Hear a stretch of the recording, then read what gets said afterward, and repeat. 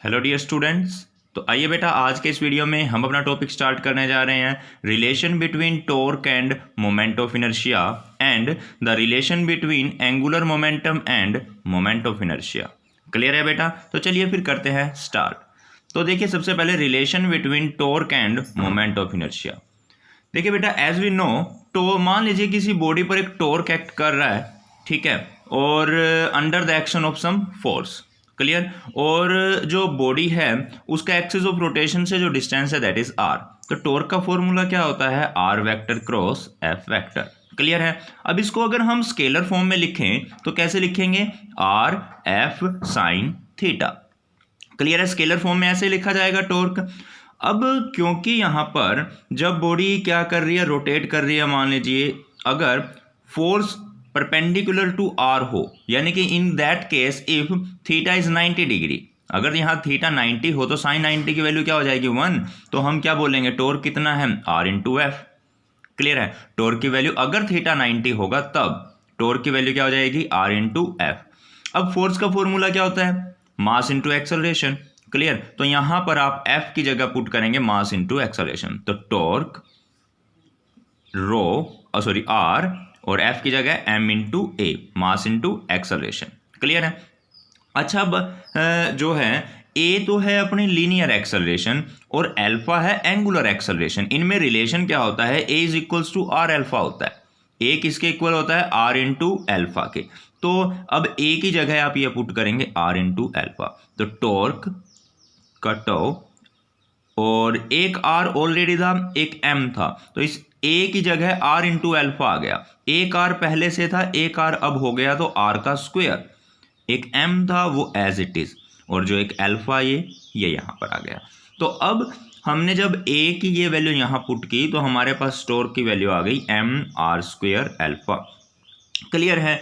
अच्छा, अब आपने पढ़ा है कि जो हम पहले कर चुके हैं, जो मोमेंट ऑफ इनर्शिया का फॉर्मूला क्या होता है? एम इंटू आर का square. Moment of inertia of a body about the given axis of rotation. एक बॉडी है जो एक एक्सिस के अबाउट रोटेट कर रही है, तो उसका मोमेंट ऑफ इनर्शिया का फॉर्मूला क्या है? एम इंटू आर का स्क्वायर। तो अब एम आर स्क्वायर की जगह हम आई पुट कर देंगे। एम आर स्क्वायर की जगह हम क्या पुट करेंगे? आई। तो टॉर्क इज इक्वल्स टू, इसकी जगह पर आई और ये एल्फा, तो torque is equals to I into alpha. Clear है बेटा? So this is the relation between the torque and moment of inertia. ये आपका टॉर्क है और ये है मोमेंट ऑफ इनर्शिया, इनके बीच का रिलेशन ये हमने फाइंड आउट कर लिया है। क्लियर है बेटा? समझ में आया? तो चलिए अब हम नेक्स्ट समझते हैं the relation between angular momentum and moment of inertia. अब देखिए, कंसीडर कीजिए एक बॉडी है जिसमें डिफरेंट पार्टिकल हैं। एक का मास m1, m2, m3, m4, m5, m6, large number of particle हैं। लास्ट पार्टिकल है mn। तो इनका जो एक्सिस ऑफ रोटेशन से डिस्टेंस है, एक का r1, r2, r3, r4, rn, ये इनके एक्सिस ऑफ रोटेशन से डिस्टेंसेस हैं। क्लियर है बेटा? तो अब आपको पता है जब एंगुलर मोशन होता है या बॉडी जब रोटेट करती है उस time v equals to R omega होता है, ठीक है। और जो बॉडी है ना वो कांस्टेंट एंगुलर वेलोसिटी से रोटेट कर रही है, यानी कि ओमेगा जो एंगुलर वेलोसिटी है वो कांस्टेंट है हर केस में। फर्स्ट पार्टिकल के लिए भी, सेकंड के लिए भी ओमेगा है, थर्ड के लिए भी ओमेगा, हर पार्टिकल की एंगुलर वेलोसिटी सेम है। तो v1 equal to r1 omega, v2 equals to r2 omega, v3 r3 omega and vn rn omega. ऐसे बहुत किसी भी पार्टिकल की आप वेलोसिटी निकाल सकते हो। अब देखिए, मोमेंटम का फॉर्मूला क्या होता है? जो लीनियर मोमेंटम है p equal to m1 v1 first particle के लिए, सेकंड के लिए p m2 v2, थर्ड के लिए m3 v3। अब v1 की वैल्यू क्या है? r1 omega. ये v1 की वैल्यू r1 ओमेगा, तो इसकी जगह रख दो m1 r1 ओमेगा, तो ये आ गई p1 की value, linear momentum of the first particle. अब l यानी एंगुलर मोमेंटम का फॉर्मूला क्या होता है? p1 इंटू r1, ठीक है। L1 लीनियर मोमेंटम किसके इक्वल होता है? P1 into R1, linear momentum into में डिस्टेंस, तो P1 की जगह M1 R1 ओमेगा, और एक R1 ऑलरेडी है, एक यहाँ से उठाया और एक ये फॉर्मूले में आया, तो हो गया R1 का स्क्वायर, M1 का M1, M ओमेगा का ओमेगा। तो एंगुलर मोमेंटम क्या हो गया आपका? M1 R1 square omega. अब हमें निकालना है टोटल एंगुलर मोमेंटम। ये तो देखिए टोटल एंगुलर मोमेंटम क्या करना है, फर्स्ट पार्टिकल का एंगुलर मोमेंटम, सेकंड का, थर्ड का, ऐसे सभी पार्टिकल्स के एंगुलर मोमेंटम को जोड़ लेंगे तो टोटल एंगुलर मोमेंटम आ जाएगा। तो L1 की वैल्यू क्या आई, m1r1 स्क्वायर ओमेगा, L2 की m2r2 स्क्वायर ओमेगा, ऐसे सभी पार्टिकल्स का एंगुलर मोमेंटम जोड़ लेंगे हम।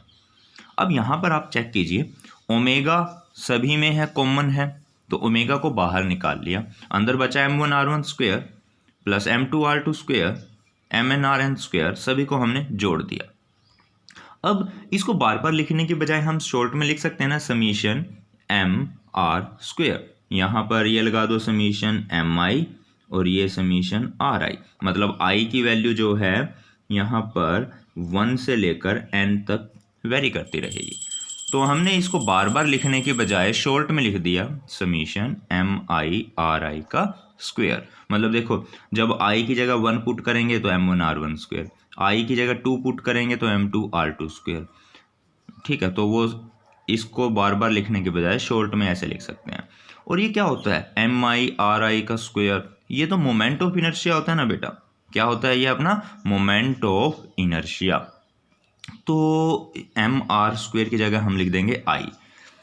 तो ज़रा देखिए आप यहाँ पर ध्यान से बेटा, हम जब इसको सोल्व आउट करेंगे तो देखिए यहाँ पर अपना पास क्या है L, और इसकी जगह क्या आ जाएगा I, और ये है ओमेगा। तो इसका मतलब बेटा हमारे पास जो आया that is L equals to I into omega. Clear है। तो एक ये रिलेशन हम फाइंड आउट कर चुके हैं, इंपॉर्टेंट रिलेशन है, आपको याद होना चाहिए। क्लियर है बेटा। तो चलिए फिर मिलते हैं नेक्स्ट टॉपिक के साथ नेक्स्ट वीडियो में, तब तक के लिए bye bye, thank you and have a nice day.